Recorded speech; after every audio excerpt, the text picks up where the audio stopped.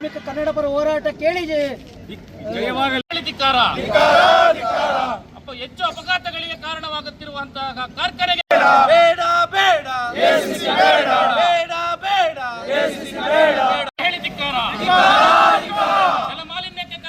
ACC cement ಕಾರ್ಖಾನೆಯಿಂದ Tondebavi ಮತ್ತು ಸುತ್ತಮುತ್ತಲಿನ ಗ್ರಾಮಗಳಿಗೆ ತೊಂದರೆಯಾಗುತ್ತಿದ್ದು ಶಾಲಾ ಕಾಲೇಜುಗಳು ಹೋಟೆಲ್ ಮತ್ತು ರೈತರ ಜಮೀನು ಇತರೆ ಸಾರ್ವಜನಿಕ ಸ್ಥಳಗಳಿಗೆ ಕಾರ್ಖಾನೆಯಿಂದ ಧೂಳು ಹೆಚ್ಚಾಗಿ ಬರುತ್ತಿರುವುದರಿಂದ ಸ್ಥಳೀಯರು ನರಕ ಯಾತನೆ ಅನುಭವಿಸುತ್ತಿದ್ದಾರೆ.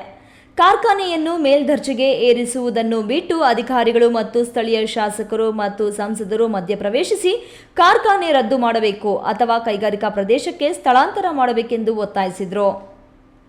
ಇದೇ ವೇಳೆ ಕರ್ನಾಟಕ ರಕ್ಷಣಾ ವೇದಿಕೆಯ ತಾಲೂಕು ಘಟಕದ ಅಧ್ಯಕ್ಷ ನರೇಂದ್ರ ಕುಮಾರ್ ರೆಡ್ಡಿ ಮಾತನಾಡಿ, ಎಸಿಸಿ ಸಿಮೆಂಟ್ ಕಾರ್ಖಾನೆಯು ಸ್ಥಳೀಯ ಜನರಿಗೆ ಮತ್ತು ರೈತರಿಗೆ ತೀವ್ರ ಸಮಸ್ಯೆ ಉಂಟುಮಾಡುತ್ತಿದ್ದು, ಈಗ ಅದರ ಸಾಮರ್ಥ್ಯವನ್ನು ವಿಸ್ತರಿಸಲು ಮುಂದಾಗುತ್ತಿರುವುದು ಸರಿಯಲ್ಲ.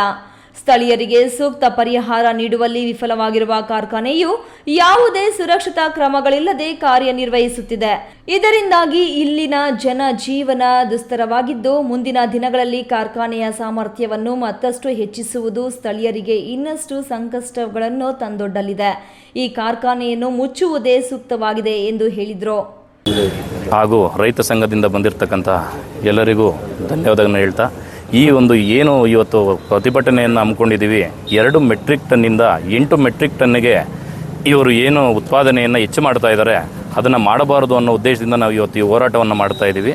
ಈ ಒಂದು 2 ಮೆಟ್ರಿಕ್ ಟನ್ ಇರೋದ್ರಿಂದನೇ ಇಲ್ಲಿರುವಂಥ ಸಮಸ್ಯೆಗಳು ಹಲವಾರು ಇದೆ. ವಾಯು ಮಾಲಿನ್ಯ ಆಗಿರ್ಬೋದು, ಜಲಮಾಲಿನ್ಯ ಆಗಿರ್ಬೋದು, ಮತ್ತು ಈಗ ಅಪಘಾತಗಳಾಗಿರ್ಬೋದು, ಎಲ್ಲ ಕೂಡ ಇದೆ. ಈಗ ಒಳಗಡೆ ಏನು ನಡೀತಾ ಇದೆ ಅಂತ ಹೇಳಿದ್ರೆ, ಒಳಗಡೆನ ಈಗ ಏನು ಲೋಡಿಂಗ್ ಪಾಯಿಂಟ್ ಆಗ್ತಾ ಇದೆ, ಆ ಜಾಗದಿಂದ ಒಳಗಡೆ ಶೇಖರಣೆ ಮಾಡಬೇಕಾಗಿರೋಂಥ ಇದನ್ನು ಧೂಳನ್ನು ಲಾರಿಗಳ ಮುಖಾಂತರ ಈಚೆ ಕಳಿಸ್ತಾ ಇದ್ದಾರೆ. ಈಗ ಏನು ಮಾಡ್ತಾ ಇದ್ದಾರೆ, ಒಳಗಡೆ ನಾವು ಇದನ್ನು ಮಾಲಿನ್ಯವನ್ನು ಶೇಖರಣೆ ಮಾಡ್ತಾ ಇದ್ದೀವಿ ಅಂತ ಹೇಳ್ಬಿಟ್ಟು ನಮಗೆ ರಿಪೋರ್ಟ್ ಕೊಡ್ತಾ ಇದ್ದಾರೆ. ಆದರೆ ಆ ಧೂಳನ್ನು ಯಾವ ರೀತಿ ಆಚೆ ಕಳಿಸ್ತಾ ಇದ್ದಾರೆ ಅಂತ ಹೇಳ್ಬಿಟ್ಟು ಈ ವಿಡಿಯೋನೇ ಸಾಕ್ಷಿ ಇದೆ. ಈಗ ಏನು ಲೋಡಿಂಗ್ ಆಗ್ತಾ ಇದೆ, ಬ್ಯಾಗ್ಗಳನ್ನ ಲೋಡಿಂಗ್ ಮಾಡುವಂಥ ಜಾಗದಲ್ಲಿ ಒಳಗಡೆನೇ ಧೂಳನ್ನು ಬಿಟ್ಟು ಈಚೆ ಬಂದಾಗ ಏನಾಗುತ್ತೆ, ಆ ಧೂಳನ್ನೆಲ್ಲ ಗಾಡಿಗಳು ಹೋಗ್ಬೇಕಾದ್ರೆ ಹಿಂದೆ ಕಣ್ಣಿಗೆ ಬಿದ್ದು, ಗಾಳಿಗೆ ಹಿಂದೆ ಬಿದ್ದು ಅಪಘಾತಗಳನ್ನು ಹೆಚ್ಚಾಗ್ತಕ್ಕಂಥದ್ದು ತುಂಬ ಆಗ್ತಾ ಇದೆ ಈ ಕಡೆ. ಪ್ರತಿಭಟನಾಕಾರರು ತಮ್ಮ ಬೇಡಿಕೆಗಳನ್ನು ತಹಸೀಲ್ದಾರ್ ಅರವಿಂದ್ ಕೆಎಂ ಅವರಿಗೆ ಸಲ್ಲಿಸಿದರು. ಮನವಿಯನ್ನು ಸ್ವೀಕರಿಸಿದ ನಂತರ ಮಾತನಾಡಿದ ಅವರು, ಕನ್ನಡ ಪರ ಸಂಘಟನೆಗಳು ಕರ್ನಾಟಕ ರಾಜ್ಯ ರೈತ ಸಂಘ ಮತ್ತು ಹಸಿರು ಸೇನೆ ಹಾಗೂ ಕರ್ನಾಟಕ ರಕ್ಷಣಾ ವೇದಿಕೆ ವತಿಯಿಂದ ಈ ಪ್ರತಿಭಟನೆ ನಡೆಯುತ್ತಿದೆ. ಕಾರ್ಖಾನೆಯ ವಿಸ್ತರಣೆಯಿಂದ ಪರಿಸರದ ಮೇಲೆ ಉಂಟಾಗುವ ಪರಿಣಾಮಗಳು ಮತ್ತು ಸಾರ್ವಜನಿಕ ಅಭಿಪ್ರಾಯ ಸಂಗ್ರಹದ ಕುರಿತು ಹೋರಾಟಗಾರರು ತಮ್ಮ ಅಹವಾಲುಗಳನ್ನು ಸಲ್ಲಿಸಿದ್ದಾರೆ. ಈ ವಿಷಯವನ್ನು ಗಂಭೀರವಾಗಿ ಪರಿಗಣಿಸಿದ್ದು ಜಿಲ್ಲಾಧಿಕಾರಿಗಳ ಗಮನಕ್ಕೆ ತರಲಾಗುವುದು. ಸರ್ಕಾರದ ಮಟ್ಟದಲ್ಲಿ ಚರ್ಚಿಸಿ ಸೂಕ್ತ ಕ್ರಮ ಕೈಗೊಳ್ಳಲಾಗುವುದು. ಈ ಸಂಬಂಧ ಶೀಘ್ರವೇ ಸಭೆ ಕರೆದು ಕಾರ್ಖಾನೆಯ ವಿಚಾರವಾಗಿ ಚರ್ಚಿಸಲಾಗುವುದು ಎಂದು ಭರವಸೆ ನೀಡಿದರು.